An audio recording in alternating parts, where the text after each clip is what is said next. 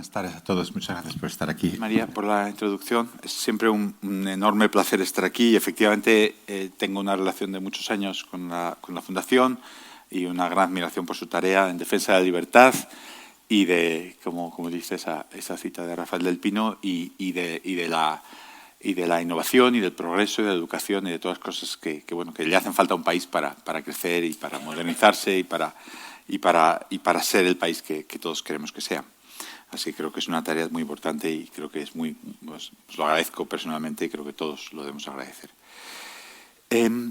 Voy a hablar, vengo a hablar de mi libro y le voy a dar una visión concreta. Voy a hablar de las propuestas que hacemos y del análisis que hacemos, pero voy a enfocarlo en una dirección concreta que tiene que ver con el momento del euro. Y el momento del euro es muy interesante porque realmente,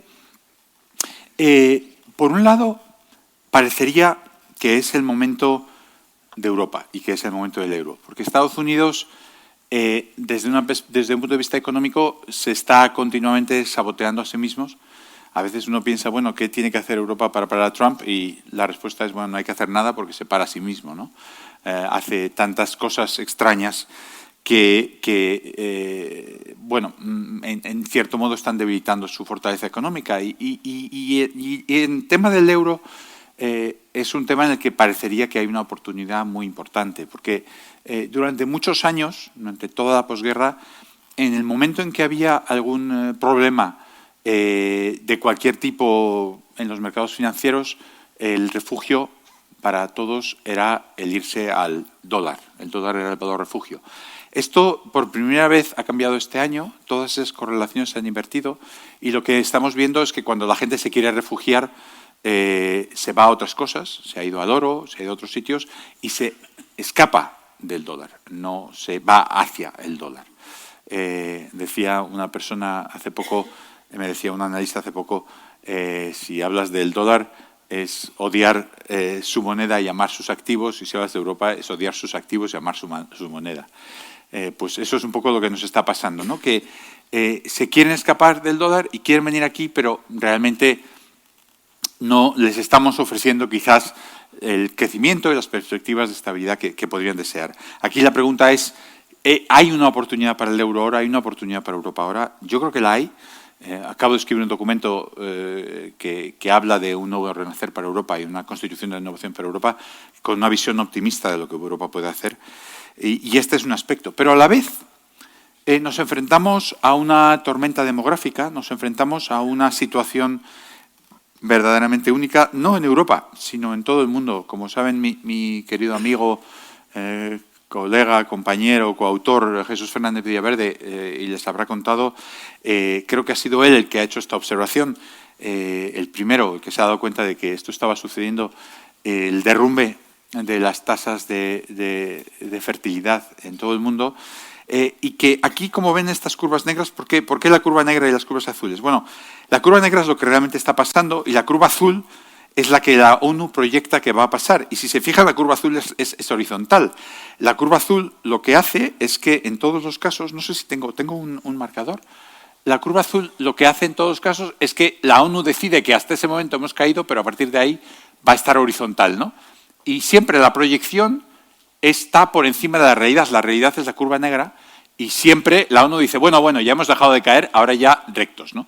En China se está derrumbando, en Alemania está cayendo, en el Reino Unido, en Estados Unidos, pero también en Túnez y en muchísimos otros sitios que a uno no se le ocurriría, como Colombia, Turquía, etcétera.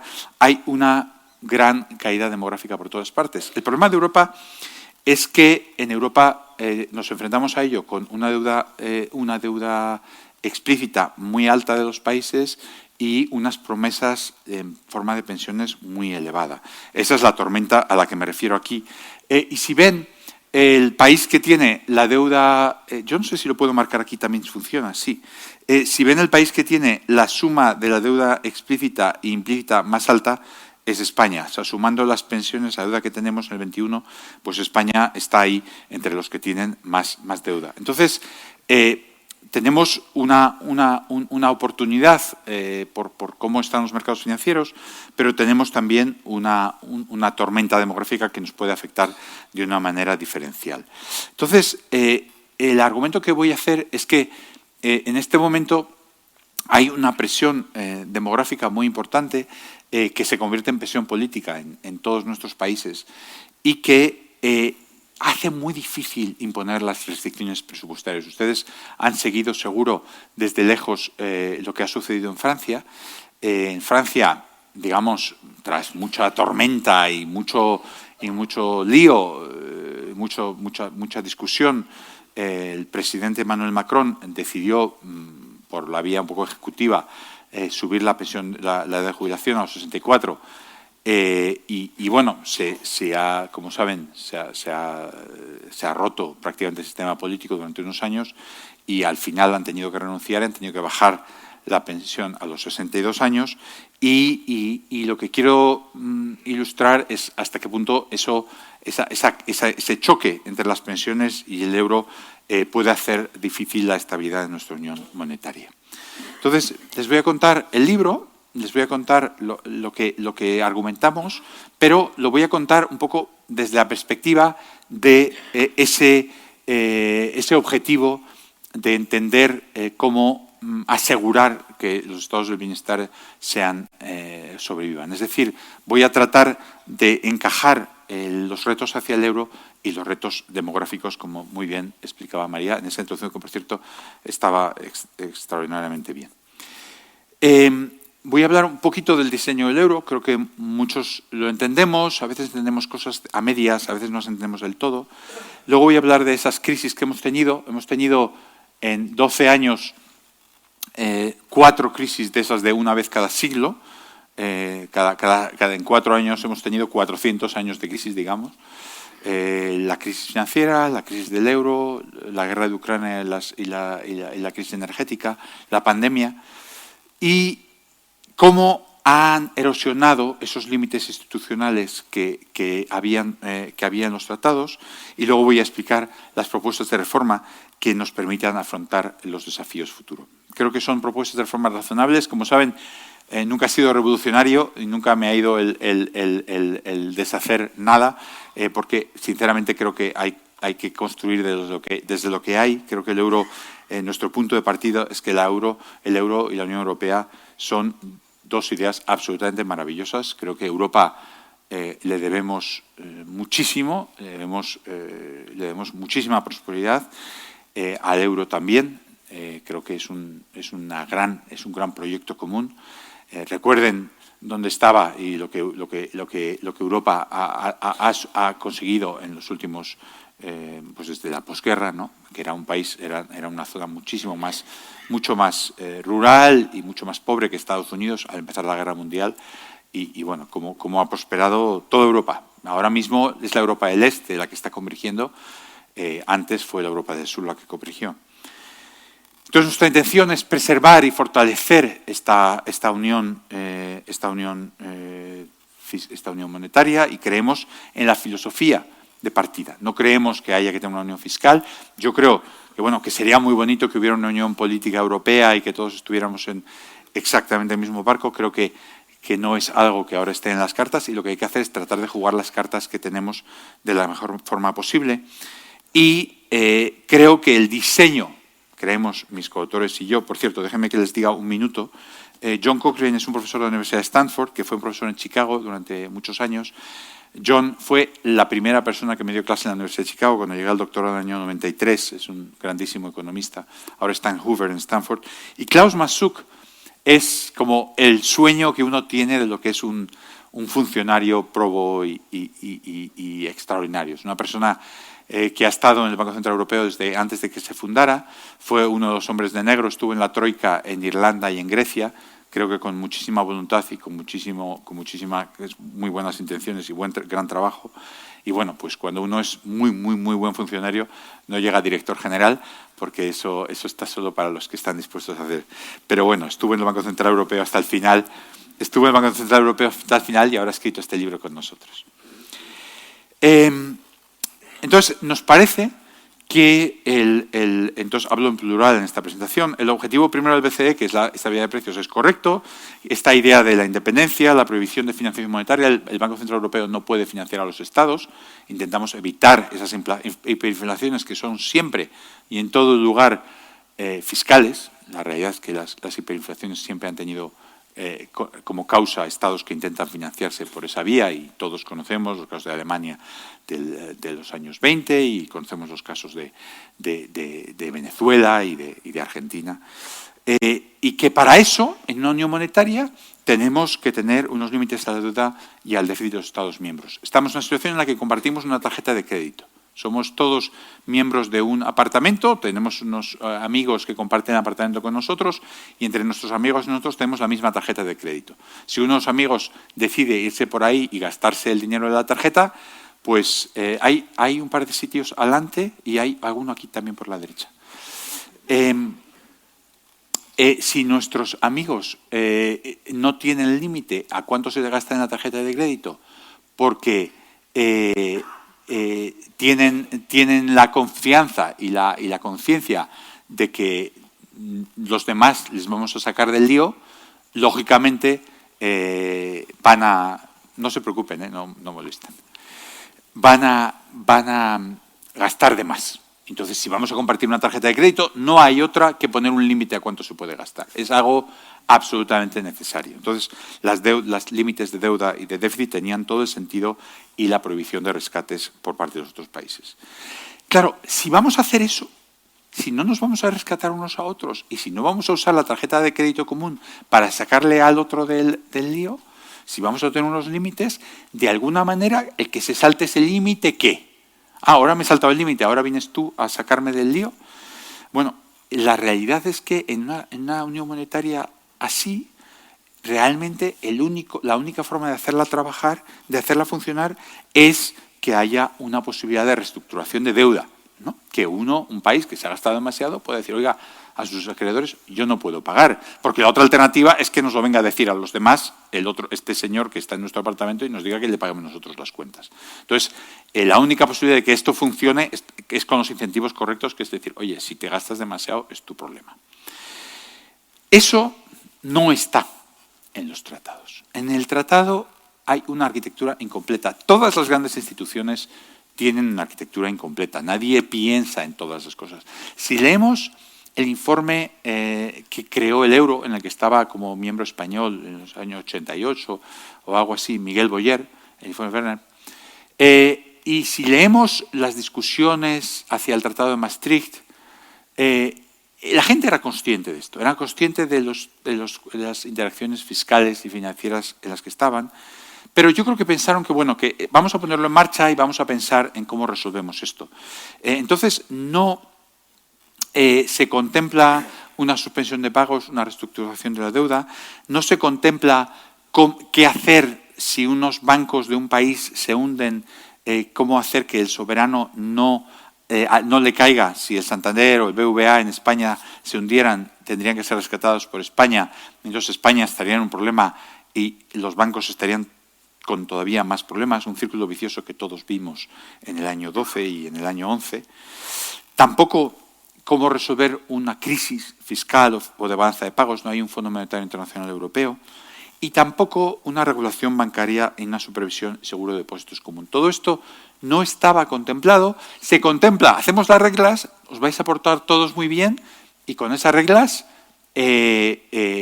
todo funcionará fenomenal. Y si alguien no se porta muy bien, y si alguien se endeuda demasiado, y si alguien tiene una crisis fiscal o de balanza de pagos o financiera, ¿qué hacemos? Eso no va a pasar. Entonces, durante la primera década, más o menos funciona así. Durante la primera década, el balance del Banco Central Europeo es muy reducido, de acuerdo con su filosofía fundacional, no hay compra de deuda, no se apoya a los bancos en aquel momento, la creación de dinero se hace a cambio de colateral, los bancos tienen que... O sea, no se financia a los bancos por encima de lo que ellos realmente, de su capacidad de recibir financiación. El Banco Central Europeo dejó clarísimo que no iba a apoyar a nadie, a ningún Estado miembro en apuros. Entonces, más o menos, esta separación, digamos que el tema en el que estamos pensando es la separación entre política monetaria y política fiscal. Acuérdense ustedes de nuestros grandes emperadores Felipe II, etcétera, que cuando tenían un problema, pues cogían el vellón y le quitaban plata y metían más cobre, ¿no? Ahí está la política fiscal y la financiera junta. Yo me financio haciendo que su moneda cada vez valga menos, ¿no? Eso, el objetivo de toda la construcción del Banco Central Europeo es evitar esa contaminación entre lo fiscal y lo monetario. Lo fiscal va por los impuestos y es los estados los que se ocupan. Lo monetario es lo que hace el Banco Central Europeo. Esa es la idea y eso es lo que sucede en la primera década. Pero hemos tenido una sucesión de crisis, 4 crisis, que en nuestra opinión han erosionado esos límites y han creado una situación diferente, una situación en la que esos límites institucionales que se habían tratado de poner sufren y no funcionan. Y eso es lo que les voy a contar a continuación. Lo primero que sucede muy pronto. Cuando las instituciones no se les respeta, luego nos acordamos y decimos, vaya hombre, aquel año en el que, pues no sé, se nombró el Tribunal Constitucional de una manera, o aquel año en que empezó el deterioro. Y aquí el deterioro sucede no simplemente porque Alemania y Francia no cumplan las reglas fiscales, no he puesto no cumplan, porque puede pasar que alguien se salte el 3% del déficit o no cumpla el 60% de deuda. Aquí lo que sucede es una cosa diferente. Alemania y Francia tienen un procedimiento sancionador por parte de la Comisión Europea y votan en el Consejo que el procedimiento sancionador se ha terminado y lo cierran. Y lo cierran en falso. No es una sanción es que hemos decidido que esta sanción no procede. No. Simplemente dicen, no, nosotros no se nos sanciona, ¿no? Una frase que tenemos en la portada, en la primera página del libro, es una frase de Jean-Claude Juncker que dice, porque es Francia, because it's France, dice. Jean-Claude Juncker, presidente de la Comisión entre el 14 y el 19. Le habían preguntado, en una comparecencia, le habían preguntado, oiga, si Francia se está saltando las reglas otra vez, ¿por qué no la sanciona? Dice, porque es Francia. Entonces, claro, eso no son unas reglas muy creíbles, ¿no? Y son unas reglas que realmente, ahora lo van a ver cuando les enseñe un gráfico, Francia no ha cumplido nunca. Bueno, 2 veces. Los ha cumplido solo por equivocación, prácticamente. Entonces, claro, cuando tienes unas reglas que resulta que no le aplican a alguno, pues ya empiezas regular. Luego viene la crisis financiera. Si se acuerdan, muchos de ustedes lo recordarán, Europa estaba sacando mucho pecho, porque estaban ahí los americanos sufriendo con sus bancos, etcétera, y nosotros, bueno, aquí estamos tranquilos. Pero bueno, toda la tormenta iba por debajo. El Banco Central Europeo sí que estaba apoyando la deuda de los bancos y de los países con dificultades fiscales. El Banco Central Europeo se inventó una cosa que se llamó el Sarkozy Trade, la compra de valores Sarkozy, que a Sarkozy lo que se le ocurrió es, en vez de que nosotros rescatemos a los estados, vamos a hacer que el Banco Central Europeo financie más a los bancos para que los bancos compren bonos de los estados, que hagamos un rescate indirecto. Claro, ahí el problema es que los bancos se están poniendo morados a comprar los propios bonos de su propio Estado, con lo cual si el Estado empieza a tener problemas, el banco va detrás. Pero bueno, ese es lo que pasa en el 9-11. Italia rechaza un rescate, como saben, España luego tuvo su momento de rescate, y realmente el punto clave ahí es Grecia. Grecia tiene una crisis muy grave, como recuerdan algunos de ustedes, el gobierno reconoce que habían estado mintiendo con las estadísticas sobre su déficit. Por cierto, ahí nuestra ex vicepresidenta de Gobierno se columpió, porque realmente el decir en su biografía que las estadísticas están manejadas, pues en Europa eso nos trae a todos muy malos recuerdos. Y cuando reconocieron eso, empezó a haber una huida de capitales de Grecia, Grecia se hundió, y Grecia tenía mucha deuda con muchos bancos grandes europeos, franceses y alemanes. La reacción europea en este momento fue la errónea. Yo creo que siempre, cuando los primeros ministros y los presidentes piden consejo a alguien, raramente le piden consejo a un economista, porque nosotros ¿qué vamos a saber?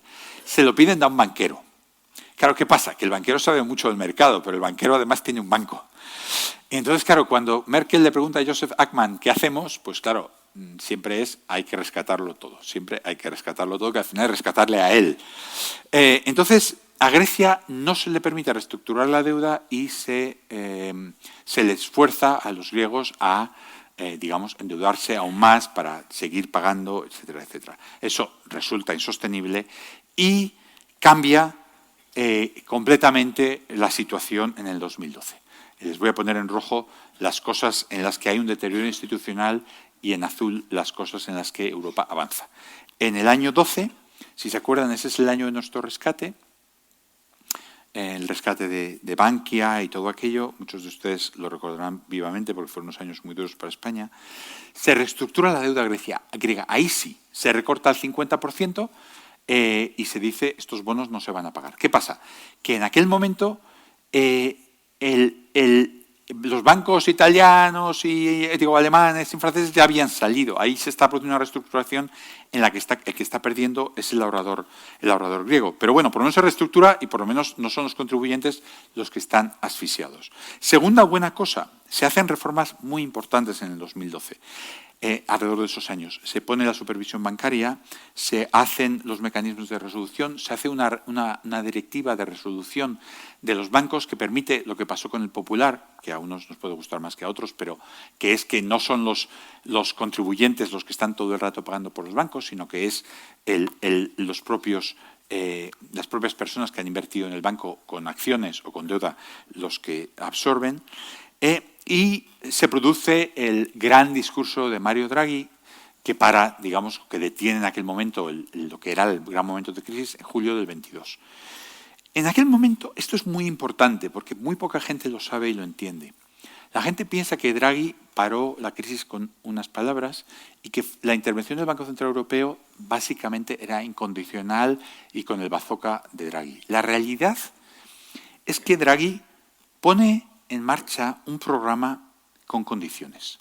El programa de compras soberanas, que se llama OMT por sus siglas en inglés, Outright Monetary Transactions, es un programa que solo pueden aspirar a que te compre la deuda del Banco Central Europeo si tú estás siendo rescatado por el Fondo Monetario Internacional y la Unión Europea. Es decir, tienes que estar en una reestructuración en un programa, digamos, del fondo, con los hombres de negro, para que nos entendamos entre todos, para que el Banco Central Europeo compre la deuda. Y Draghi lo explica perfectamente en este discurso del 2013. Él dice, la condicionalidad acordada por gobiernos y autoridades europeas es un elemento crucial para preservar la independencia monetaria. Es clave para dar al BCE la seguridad de que las intervenciones no muten a subsidios nacionales insostenibles en el medio plazo.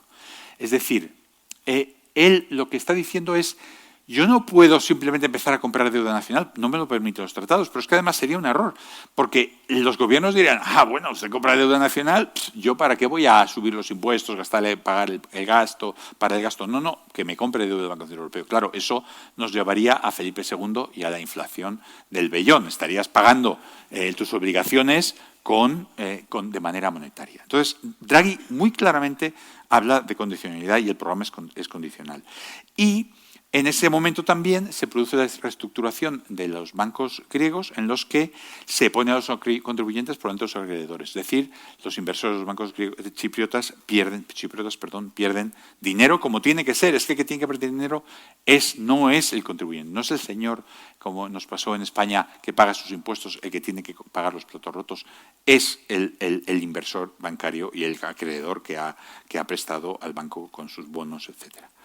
Entonces, se produce la puesta en marcha del mecanismo de supervisión bancaria, se pone en marcha el MEDE. O sea, durante todos estos años yo les diría que hay una sensación de que en Europa somos conscientes de que hemos salido de una situación muy complicada y decidimos que vamos a ponernos las pilas y a crear una serie de innovaciones institucionales muy importantes para que esto no nos vuelva a suceder. Hay también un cambio de las reglas fiscales para hacerlas más creíbles. Hay una serie de cosas que Europa aprende las lecciones de la crisis. Creo que fueron unos años muy positivos. ¿Qué sucede? Bueno, sucede que perdemos unos años clave en Europa. Grecia, Portugal, Irlanda, si ustedes miran ahora sus cuentas, si ustedes miran su deuda, su déficit, su crecimiento, son países que están básicamente saneados, en fase de saneamiento, han hecho sus deberes. Creo que Portugal tenía 220 hitos en su plan, el plan que acordó con la Comisión Europea, cumplió los 220 hitos. O sea, hizo todas las reformas que les tocaba. En España, por desgracia, como no tuvimos un rescate, no nos tocó hacer reformas más allá de las del sector financiero.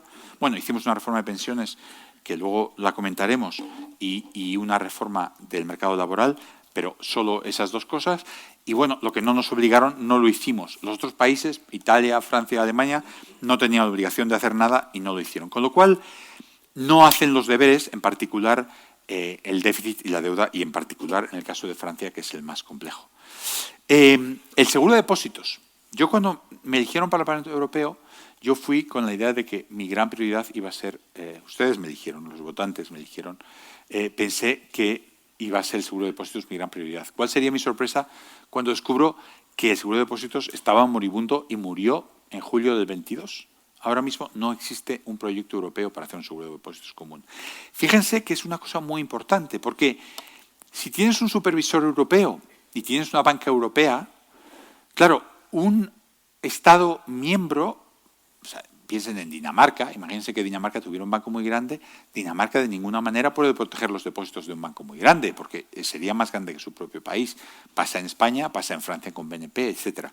Entonces, un seguro de depósitos tiene que ser a nivel europeo, porque los estados antes, ¿cómo aseguraba los depósitos el Banco de España cuando eran pesetas? Te dice, oye, yo tengo la máquina de hacer pesetas, usted siempre va a poder sacar el dinero que usted quiera del banco, porque si no, lo imprimo. Ahora eso no existe. España no puede imprimir dinero.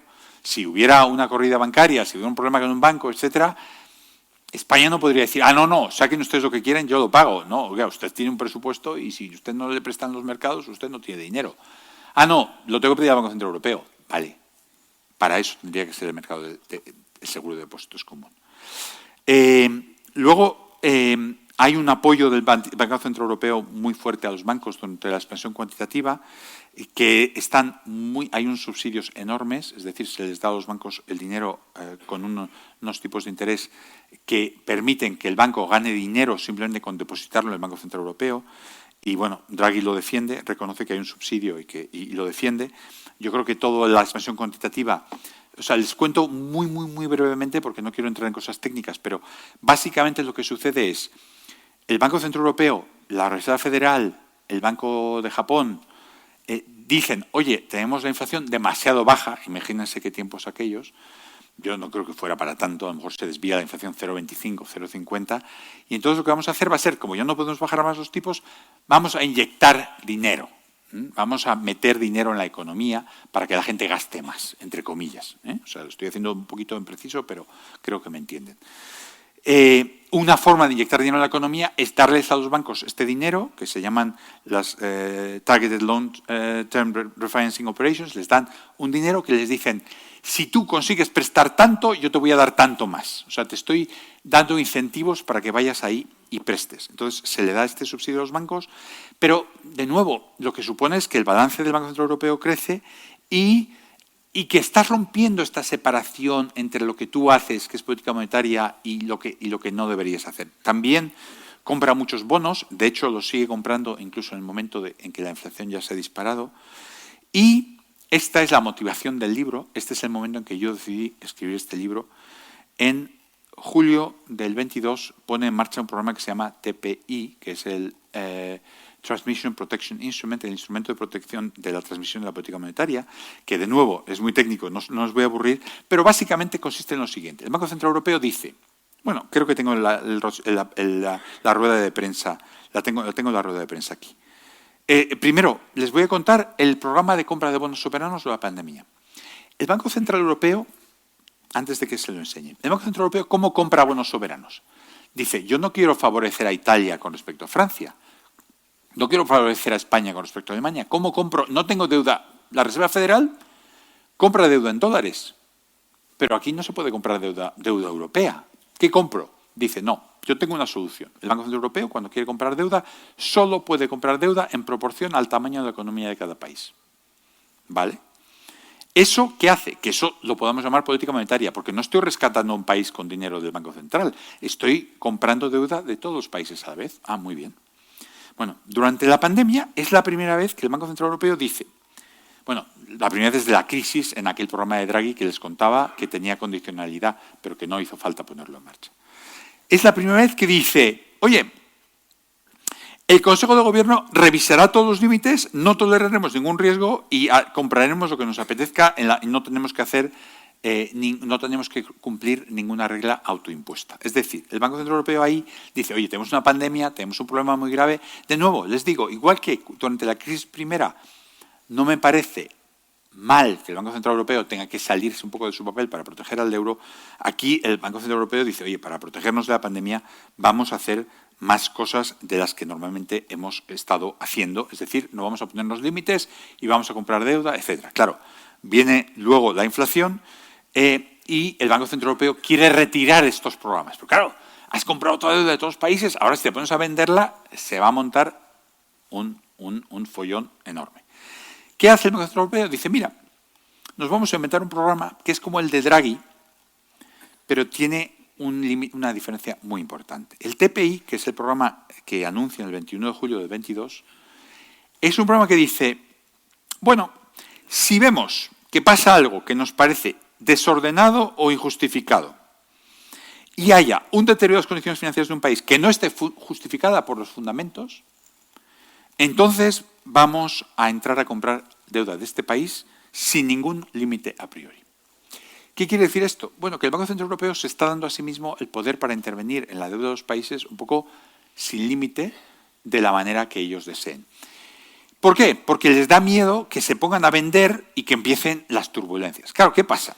Que la diferencia entre las turbulencias y las no turbulencias está en el color del cristal con que uno lo mira. Quiero decir, si usted tiene un mes malo en su tienda y va al banquero, le va a decir, oiga, esto que le pasa a una tienda es un accidente, mi tienda es una maravilla y todo esto que está pasando no tiene ninguna justificación.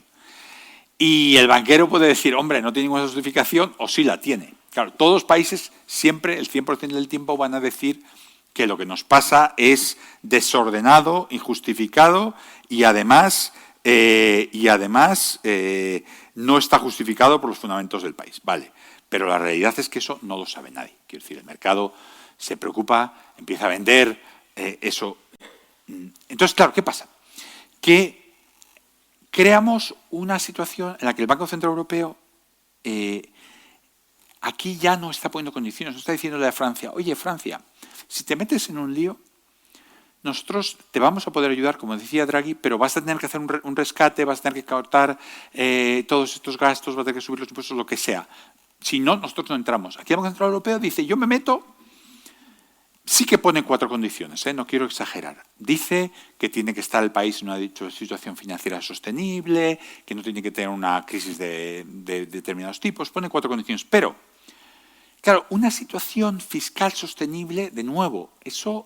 Cuando Argentina le dio 2 préstamos enormes en los últimos 6 o 8 años el Fondo Monetario Internacional, hicieron una hoja de cálculo en la que salía que era sostenible. Quiero decir, a cualquiera que le haya tocado hacer una hoja de cálculo, sabe que subir del 2,5 al 3,5 de la proyección de crecimiento, bajar el tipo de interés y tal, y te sale sostenible. Claro, son condiciones que una vez que le quitas al Banco Central Europeo la restricción, tienes ese riesgo. Entonces, bueno, se produce este endeudamiento creciente y solo hay una cosa buena que sucede, digamos, en la dirección de separar la política fiscal y monetaria, que son los fondos europeos, en los que nosotros pensamos cuando los pusimos en marcha, yo sinceramente lo pensé, que era un momento hamiltoniano para Europa, que ahora, a partir de ahora, íbamos a tener una deuda común y vamos a tener unos ingresos comunes y vamos a dar un salto cualitativo. La realidad es que los fondos europeos cada vez más se ven, y luego, si quieren, en la discusión lo hablamos. Fui una de las personas que negoció aquella legislación y yo pensé que, bueno, que íbamos a hacer mucho más en Europa para que fuera algo permanente, pero desgraciadamente no creo que vaya a ser así. Entonces tenemos como 3 fases. Tenemos esa fase roja primera, hay crisis, hay unos momentos en los que el Banco Central Europeo toma una serie de medidas que son fuera de su mandato. Luego tenemos la parte azul en la que los europeos nos damos cuenta de que, oye, esto tal como va, tenemos que rellenar todos los huecos que les comentaba antes que no se habían rellenado. Y luego viene otra fase roja en la que dejamos de hacer los deberes y decimos, oye, ¿para qué vamos a hacer los deberes si tenemos al Banco Central Europeo detrás? Y entonces se producen una serie de consecuencias, y ahí voy a entrar en los temas demográficos, que son debidas a que tienes una falta de incentivos cuando tienes un banco central que en el fondo te está cubriendo las espaldas. Lo primero es que tienes un balance muy grande y que es muy difícil de vender. El balance está siendo reducido. La parte amarilla son préstamos a los bancos que ya las han conseguido eliminar. La parte azul son préstamos a los estados, que es una demoniada de reducir. Porque, claro, has prestado tanto, has comprado tanta deuda. Me dirán, oiga, ¿cómo puede usted tener préstamos a los estados tan grandes si está prohibido por los tratados? Bueno, es que el Banco Central Europeo, en vez de prestar a los estados, lo que hace es comprar deuda en el mercado secundario, que viene a ser lo mismo. Pero está cumpliendo el tratado un poco de una forma un poco formal. Pero bueno, ahora nos encontramos con un balance muy grande que es muy difícil de reducir. Ahí lo tienen otra vez. Obviamente el de Japón es muchísimo más grande, el Banco Central de Japón, pero el Banco Central Europeo es muy significativo. Lo segundo, y esto no voy a entrar mucho porque es un poquito técnico, es que el Banco Central Europeo ha desplazado el mercado interbancario. Todos los bancos, cuando ahora necesitan dinero, en vez de irle a pedir dinero a los otros bancos, se lo piden al Banco Central Europeo. Entonces, este mercado interbancario ahora mismo no funciona. Básicamente un banco lo que hace es, tengo esta cartera de préstamos, se la coloco al Banco Central Europeo y ellos me dan financiación a cambio. Antes tenía que ser una cosa que se llamaban activos líquidos de alta calidad para que el Banco Central Europeo te diera dinero. Ahora, básicamente cualquier colateral, es como que antes, para que ustedes dieran un préstamo, tenía que llevar su hipoteca y ahora el banco le dice, bueno, trae lo que quieras y yo te doy un préstamo. Tu coche del año 1973, toma, te doy un préstamo. Entonces, ahora no hay una serie de requisitos de activos de alta calidad. Isabel Schnabel, en un discurso, una de las miembros del Consejo de Administración, lo decía y lo remarcaba, que el 80% de los activos no son activos de alta calidad. Esto no voy a entrar mucho en ello porque creo que es un poquito técnico. Pero también, como consecuencia de estas intervenciones, tenemos una continuación del círculo vicioso entre bancos y soberanos. Esta es la deuda pública de los diferentes Estados miembros y esta es cuánto el crédito bancario es como proporción de la deuda soberana, y lo que ven es que países como Grecia, Italia, España, Portugal todavía tienen mucha deuda pública en manos de sus propios bancos. ¿Qué quiere decir eso? Quiere decir que si España tuviera un problema, los bancos españoles también lo tendrían, y que si Portugal tuviera un problema, los bancos portugueses también lo tendrían. ¿Que esto es un problema inminente? No, pero que sí que es cierto que no hemos hecho los deberes que nos hubiéramos prometido en la crisis. Yo sinceramente pensaba que en la crisis que nunca iba a volver a suceder que un banco español solo tuviera deuda soberana española, pero sigue siendo el caso y eso es un problema. Pero donde sí quiero enfatizar, y aquí sí que me voy a parar, es en los incentivos para los gobiernos. Claro, los gobiernos son como esta persona de su casa con la que usted comparte la tarjeta de crédito, que sabe que en el fondo la tarjeta de crédito común, bueno, si él se gasta demasiado, al final se paga con la tarjeta común, no se sabe muy bien cómo.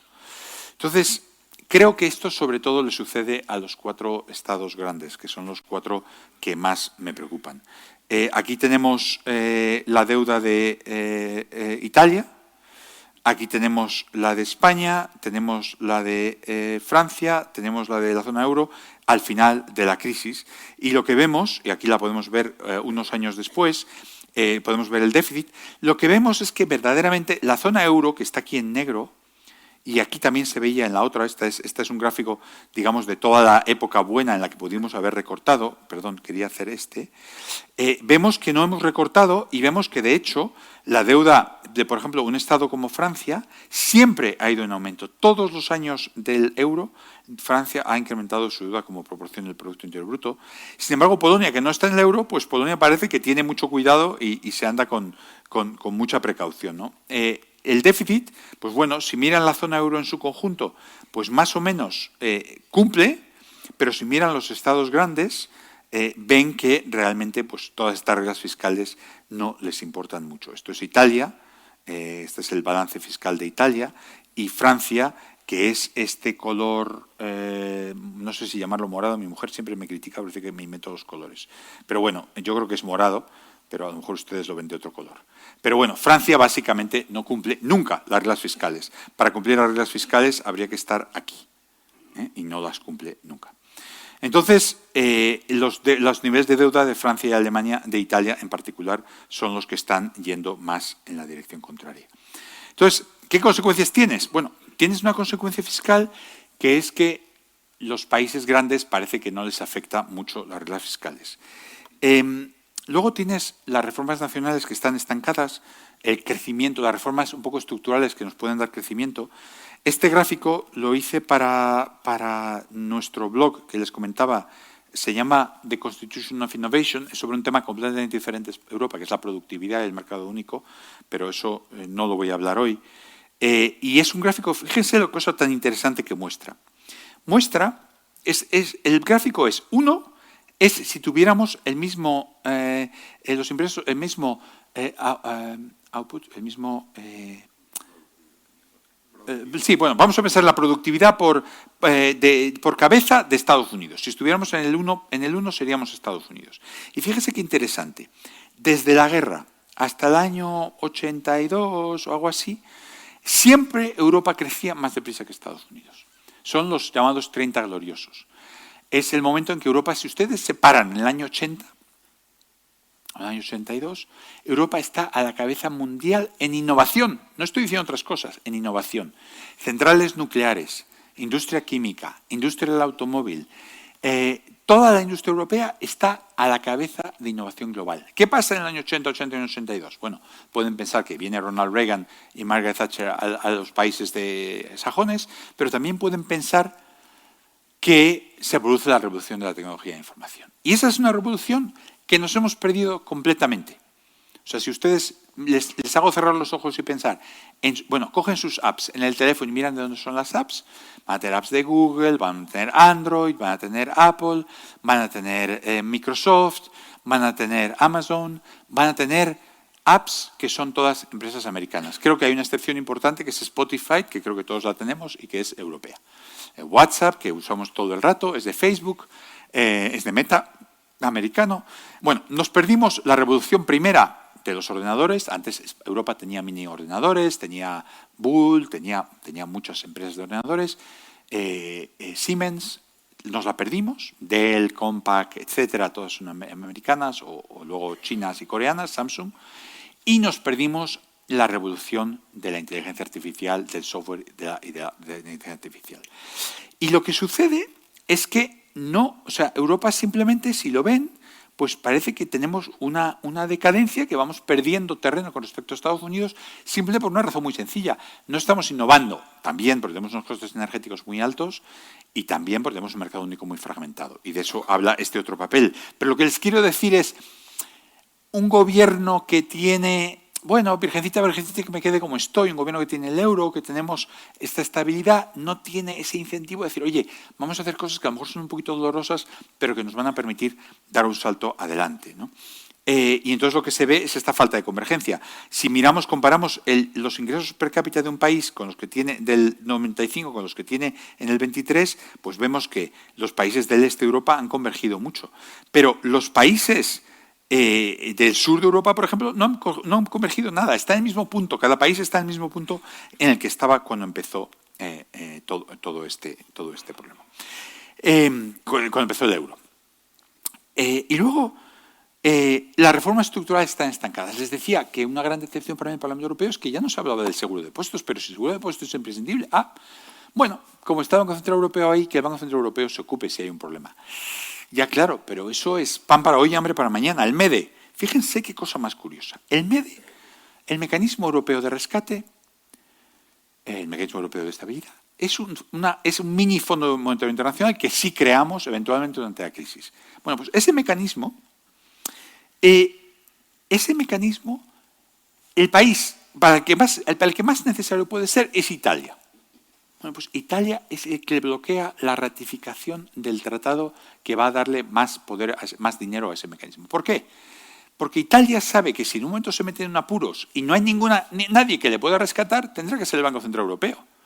¿Para qué va a querer que haya un mecanismo, que sea un Fondo Monetario Internacional, tipo, que le haga hacer sus deberes, que le haga hacer reformas, etcétera? Pues prefiere que no. Entonces, yo creo que una de las cosas que está sucediendo es que los países, digamos, no quieren terminar estas reformas institucionales porque no les interesa. Y yo les quería enfocar esta conversación en un tema que me preocupa especialmente, que creo que tiene solución, que no creo que nos tengamos que poner, asustar, etcétera, pero que sí que tenemos que solucionar, no podemos darle patada a seguir, que es el tema de las pensiones. Les enseñaba este gráfico al principio de un compañero mío del SI, en el que vemos cómo cada año la fertilidad va cayendo, y la ONU dice, bueno, ya ha dejado de caer y ya se va a estabilizar. Por cierto, un gráfico como este era el que justificó la reforma de las pensiones. El gobernador del Banco de España tiene un gráfico que va así y de repente rebota para arriba, como que la fertilidad va a ponerse a crecer en España de un día para otro. Entonces, y la deuda implícita de España. ¿Por qué creo que esto es un shock fiscal importante? Bueno, porque el número de trabajadores, de personas en edad de trabajar, va a aumentar mucho en la Unión Europea. Se va a duplicar en toda la Unión Europea, no solo en España, el número de jubilados por personas en edad de trabajar. En general, en la media de la Unión Europea, vamos a tener 2 personas en edad de trabajar por cada jubilado. Ahora, piensen, son personas en edad de trabajador, no trabajadores. En el año 2050 puede haber a lo mejor 1,5 trabajadores por persona en jubilación. Fíjense en lo siguiente. No les voy a hacer la aritmética, pero la pueden hacer ustedes en su cabeza. Cada pensión la va a pagar 1,5 personas con su trabajo. Y la pensión media es más o menos igual al salario medio. Ustedes me dirán, hagan el cálculo. O sea, la pensión es 100, yo gano 100 y entre yo y medio de otro señor tenemos que pagar los 100. ¿Qué impuesto me van a poner? O sea, ven que no suma mucho. No creo que les haga falta que les continúe la aritmética. Entonces, yo creo que el déficit de pensiones deja al Banco Central Europeo, si la cosa no la arreglamos, sin buenas opciones. Puede decir, oye, nuestro problema es la inflación, es lo que pone el tratado, y si un país empieza a tener problemas para pagar las pensiones y empiezan los mercados a estar así dudosos, suben los tipos de interés y tal, allá él, en cuyo caso va a tener que enfrentarse a quiebras de países, o lo más probable, o otra posibilidad, es que diga, oye, no vamos a poder renunciar a los precios, como les he contado, hay instrumentos para ello, vamos a evitar que los estados quiebren y lo que vamos a hacer va a ser seguir haciendo compras de deuda, como lo habría hecho equivalentes a lo que sería la devaluación de la moneda de Felipe II o de los siguientes Borbones, los siguientes Austrias y los primeros Borbones en el siglo XVII. La aritmética básica de la pensión no funciona muy bien si la pensión es igual a su trabajo. Fíjense este gráfico, les voy a enseñar 2 gráficos que les van a sorprender.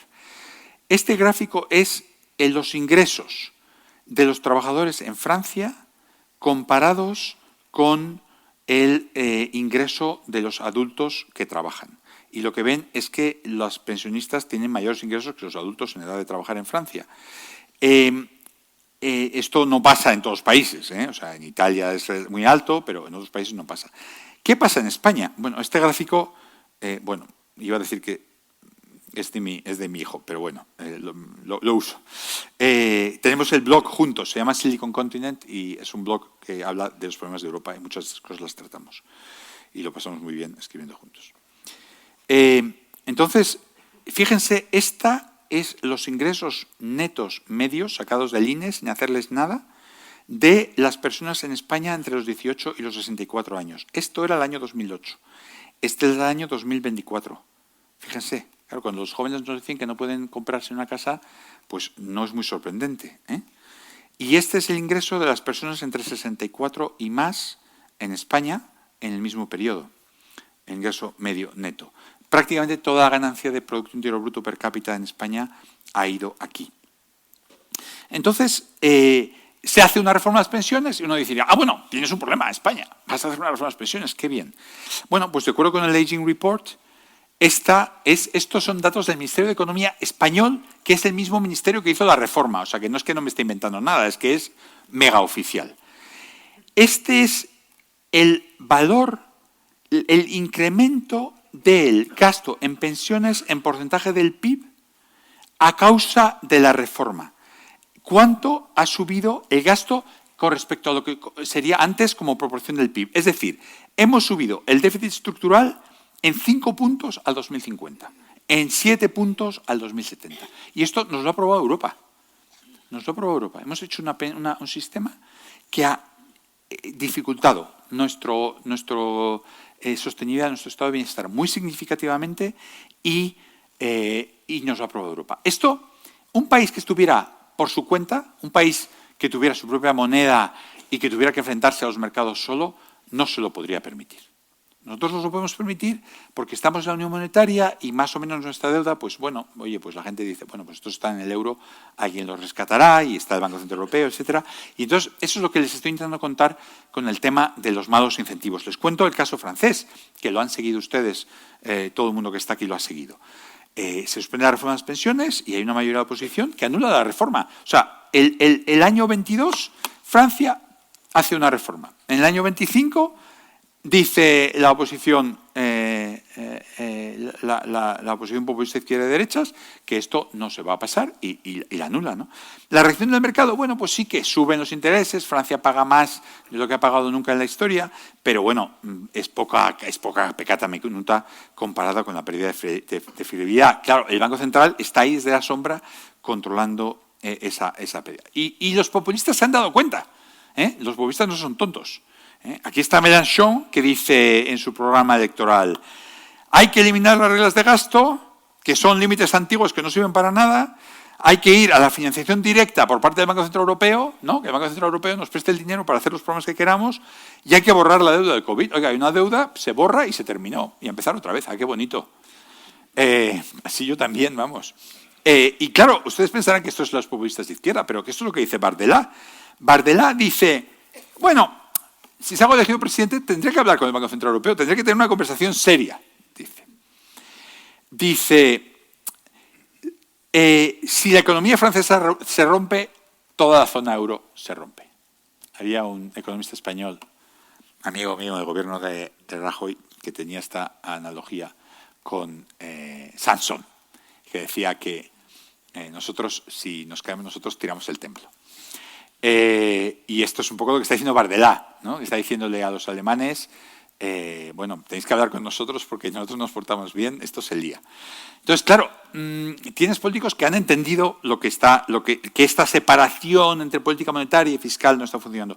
Y bueno, no sé si habrán seguido, las últimas semanas ha sido muy interesante, en el Parlamento francés, en el Parlamento alemán, una discusión que ha habido, y dentro del partido de la CDU alemana, en la que los jóvenes se han rebelado contra un paquete de equidad generacional parecido al español, en el que lo que se trataba era de subir los impuestos para aumentar las pensiones.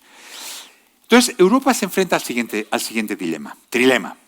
Queremos una moneda estable y sin inflación.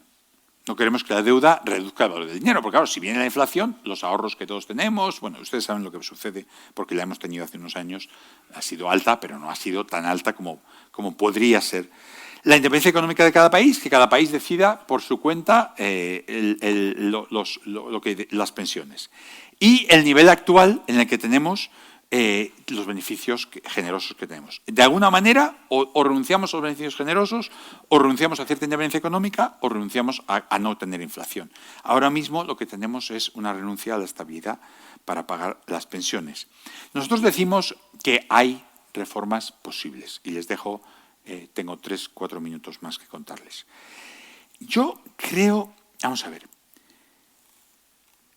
uno cuando empieza con así problemas, ¡guau!, qué problema más enorme y tal, digamos, se asusta, ¿no?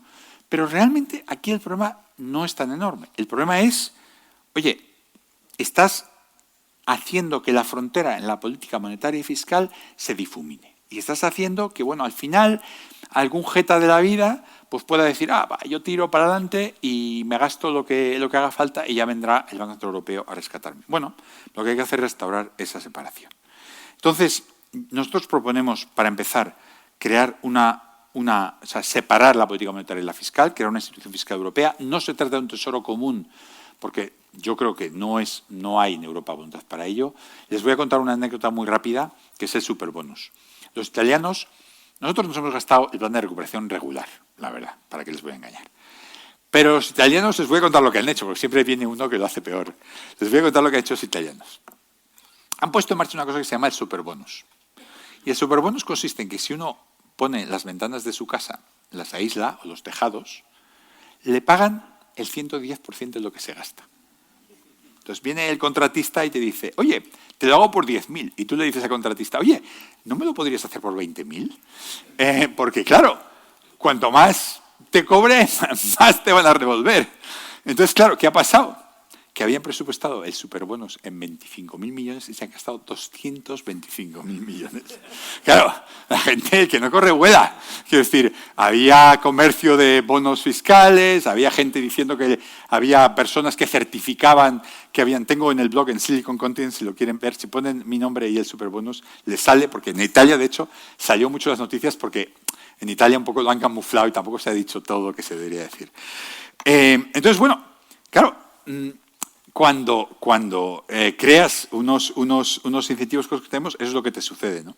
Entonces, yo creo que una unión fiscal después de todo eso, yo creo que está lejos. Pero una institución fiscal europea que diga, oye, si tienes un problema económico, te vamos a gestionar por la vía de la troika, vas a tener que hacer una reestructuración fiscal y va a ser tu problema y no le vas a endosar tu tarjeta de crédito a los demás. Vamos a hacer un fondo europeo de rescate mucho más potente, no vamos a hacer decisiones por unanimidad sino por mayoría, lo vamos a crear deprisa sin hacer los tratados de nuevo y vamos a permitir que no haya ninguna necesidad de que nadie rescate unos a otros.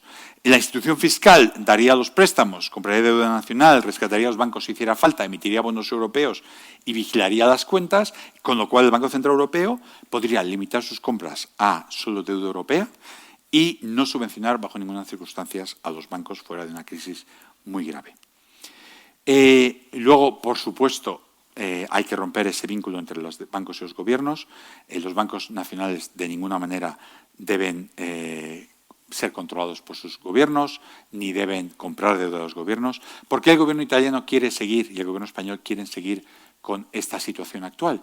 Porque cuando tienes un problema de un apretón en el mercado de bonos del Tesoro, coges el teléfono, si eres el titular del Tesoro, y llamas a tu banco, si eres en Italia, Monte di Paschi o Unicrédito, si eres en España, pues a quien sea, Santander o a quien sea, y dices, oye, tenemos un apretoncito, queremos que entréis en la subasta y compréis. Entonces, esa idea de que el ministro quiere que alguien le coja el teléfono, los gobiernos no quieren renunciar a ella.